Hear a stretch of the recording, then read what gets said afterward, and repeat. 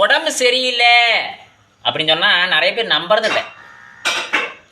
நல்லா தானே இருக்கிற, பார்க்கறக்கு நல்லா இருக்கிற மாதிரி இருக்கும்.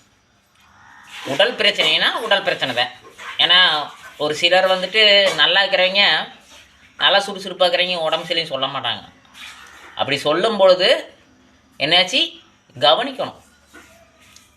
நான் தூங்கும்போது நான் எப்பவுமே 4 மணிக்கு எழுந்திரிப்பேன், அதிகபட்சம் 5 மணி.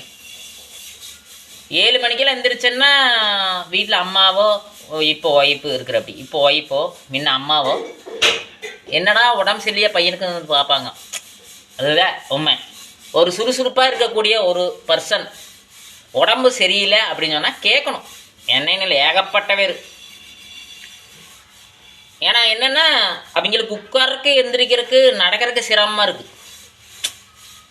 பார்க்குறவங்களுக்கு சுறுசுறுப்பாக இருக்கிற மாதிரி இருக்குது, நடக்கிற மாதிரி இருக்குது, ஆள் நல்லா இருக்கிற மாதிரி இருக்குது, எல்லாம் பண்ணுற மாதிரி இருக்குது, ஆடுற மாதிரியும் இருக்குது, ஓடுற மாதிரி இருக்குது, பாடுற மாதிரி இருக்குது, மோட்டிவேஷன் பண்ணுற மாதிரி இருக்குது, தாளம் போடுற மாதிரி இருக்குது, மிமிக்ரி பண்ணுற மாதிரி இருக்குது, ஜென்ரல் நாலேஜ் பேசுகிற மாதிரி இருக்குது.